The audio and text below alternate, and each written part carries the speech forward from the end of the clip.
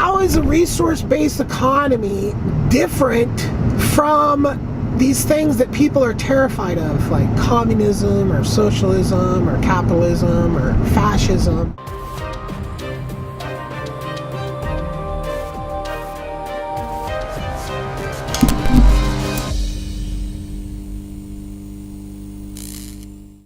My interpretations of the resource-based economy, how it would work, how we would transition from where we are now into that, and some explanations like as to like why do we need to change everything and how we do everything. So that's what this is all about.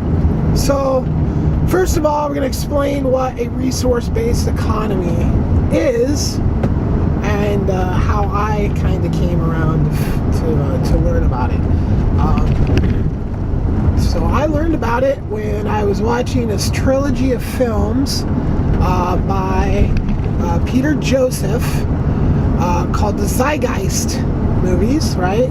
And by the end of the third one, it's like, oh man, things are really messed up, man, and holy cow, what's the point? But then it's like, oh hey, there's this concept, blah blah blah, resource-based economy, and it's like, oh, whoa, mind-changing stuff. Now, turns out I'd already been hip to Jacques Fresco, which Jacques Fresco is kind of in this whole, he's like one of the pioneer thinkers in this whole realm of resource-based economy. Everybody has their own views to how it would work. So this is my views how it would work, and how explain to people, like people are like, what the heck is a resource-based economy? And it's like, that's number one, it's like, that's a really big mouthful of a thing that you just have to kind of, it's just this whole thing, and you just have this 3 words, and it represents a ton of information, but it's not really condensed down into like a nice little, like, capitalism is just one word that means all this stuff. Socialism, democratic socialism, communism, all these things mean different things. So a resource-based economy means something.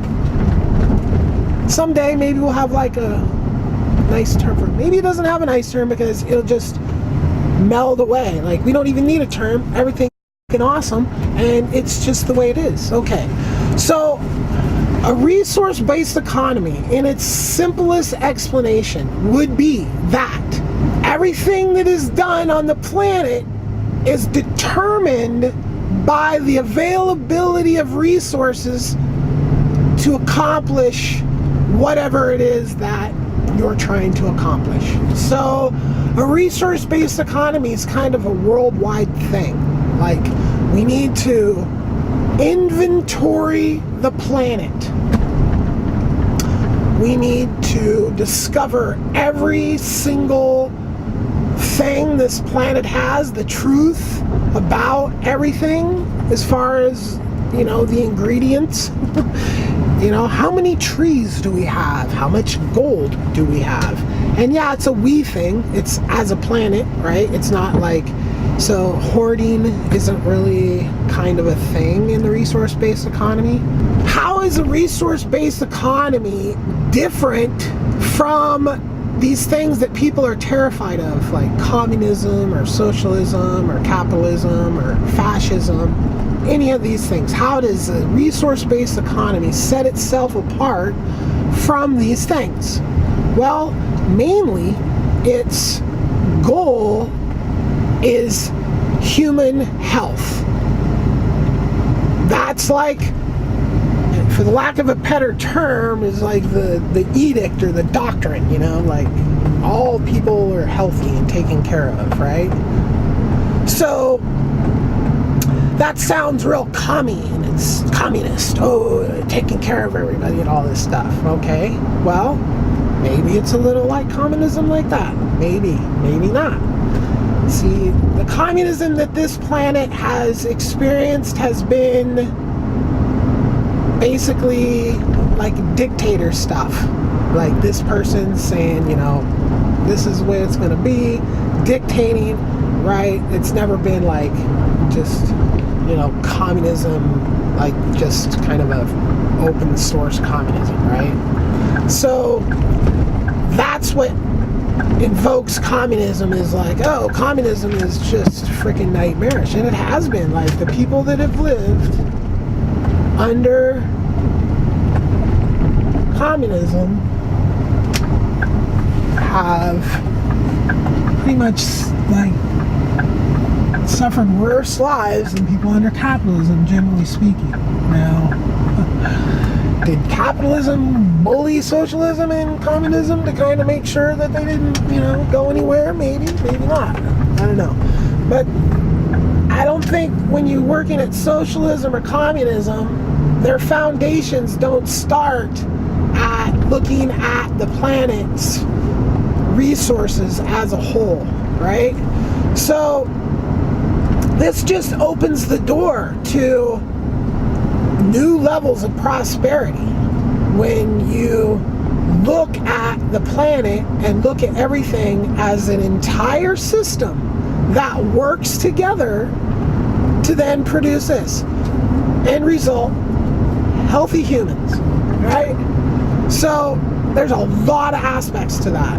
I mean, it's just endless. And that's basically what I'm here to talk about. All these different avenues of change that could be affected if we switched over to a resource-based economy.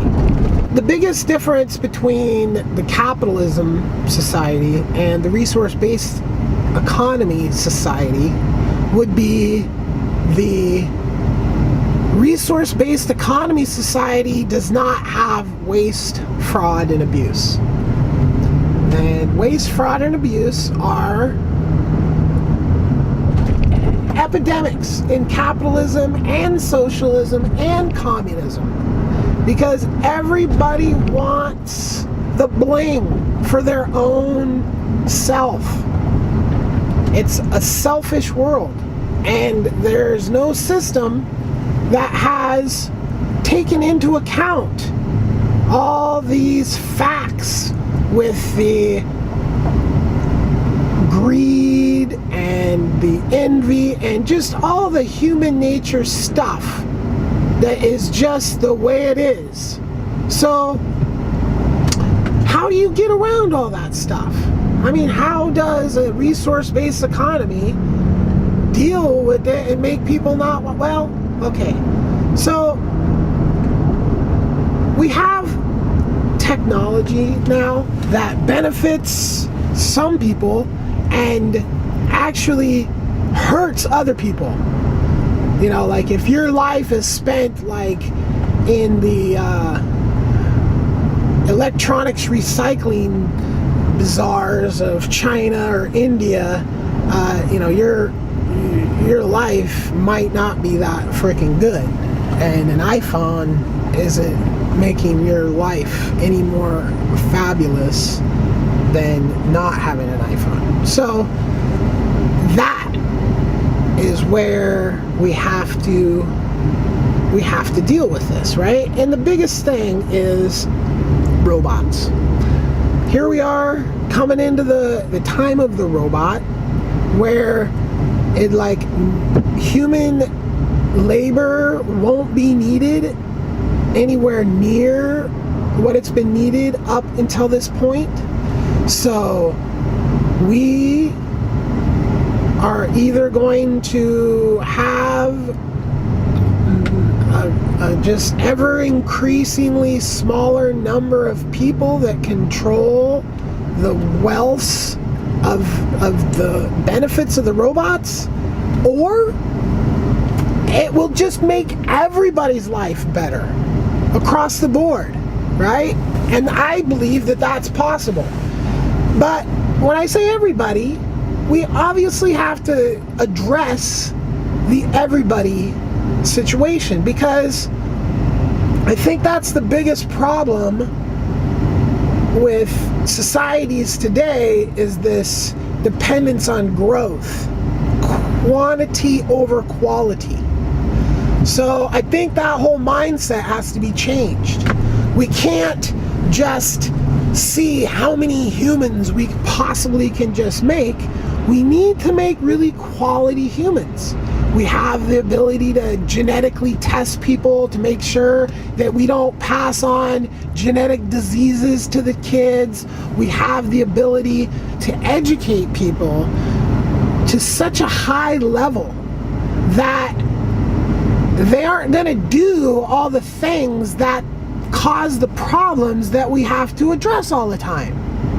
So it's a complete shift from a capitalist society, where in a capitalist society, like, okay, here you are, figure it out, make it. And that's why we have endless ridiculous things and product obsolescence, because people are just making just kind of, oh, what can I build? What can I create? What does the world need so I can just do this and just have a great life? What is it? Well, that's mostly waste. Most of the stuff that's come up with is just waste.